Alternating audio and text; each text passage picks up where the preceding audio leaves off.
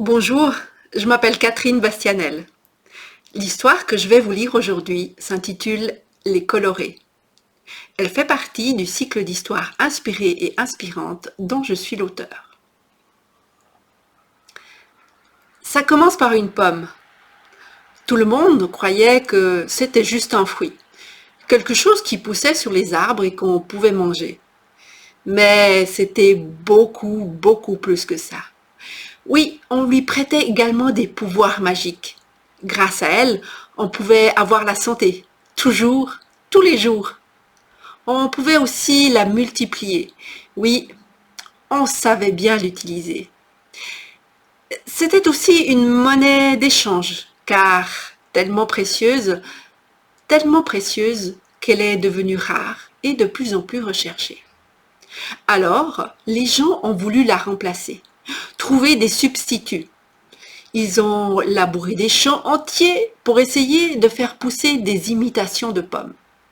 Certains ont réussi à faire pousser des choses incroyables comme des gagifruits, des ragiminis, des calcines et j'en passe.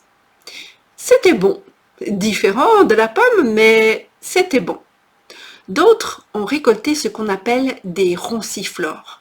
Ils y ont goûté et ils se sont empoisonnés.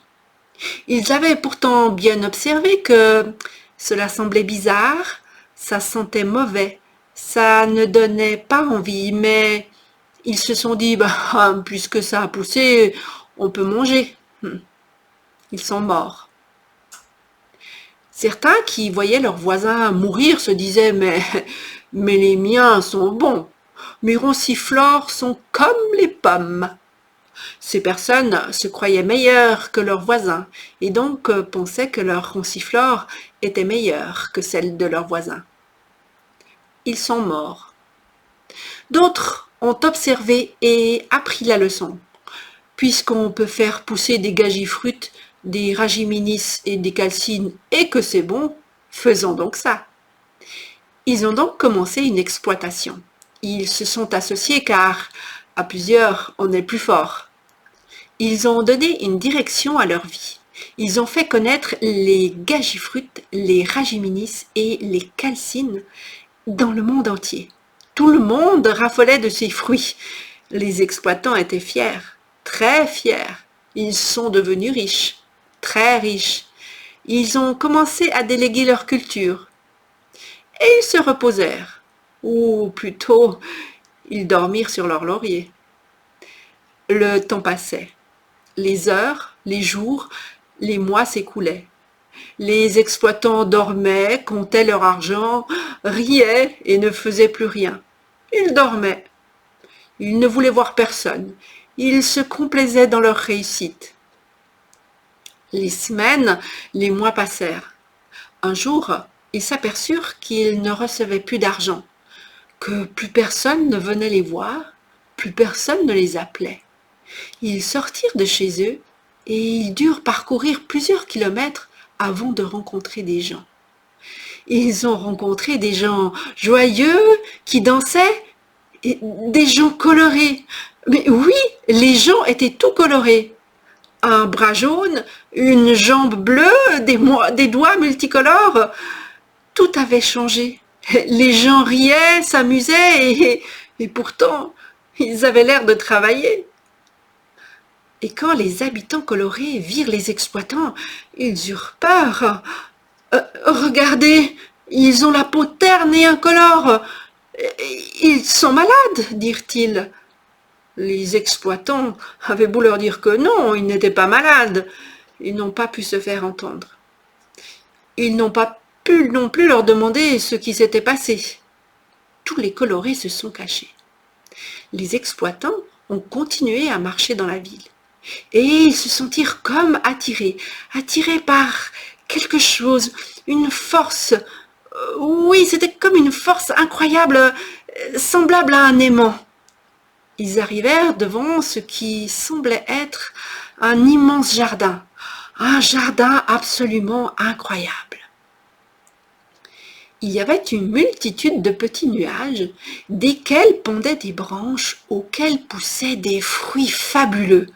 Ces fruits étaient en forme d'étoiles de mer et ils étaient multicolores. De ce jardin émanaient des senteurs merveilleuses qui réveillaient les papilles des exploitants. Ils entrèrent dans le jardin et, chose incroyable, plein de petites boules colorées voletaient lentement autour des arbres flottants. On aurait dit qu'elles s'étaient échappées d'un boulier. C'était comme une danse perpétuelle de petites boules autour des arbres. C'était tellement entraînant que les exploitants se mirent à danser eux aussi. C'était plus fort qu'eux. Pendant ce temps, les habitants colorés, curieux, s'étaient lentement approchés. Ils observaient. Sans faire exprès, un exploitant, passant trop près d'un polypulpe, c'était le nom de ces fruits, en fit tomber une. Les exploitants se figèrent et tout à coup, les petites boules volantes formèrent une protection autour du fruit.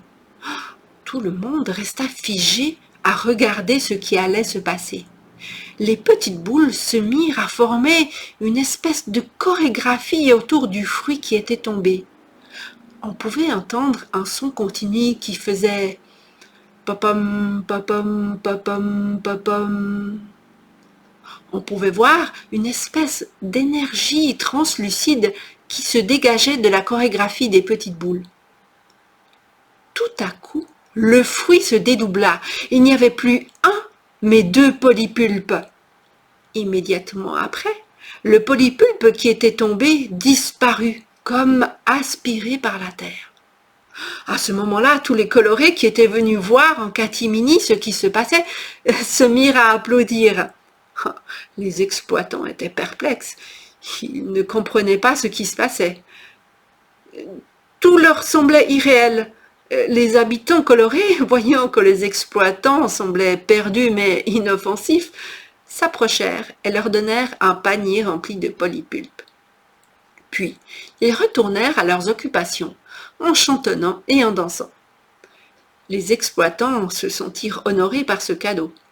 Ils se sentaient tellement bien dans cet endroit qu'ils commencèrent à chantonner et à danser tout en mangeant les fruits qu'ils avaient reçus. En fait, ils venaient de trouver la clé du bonheur. Ils restèrent dans cette ville. Ils apprirent à cultiver les polypulpes et ils devinrent joyeux et tout colorés. Si vous avez aimé cette histoire, n'hésitez pas à la partager autour de vous au plus grand nombre. Et pensez à vous abonner à ma chaîne.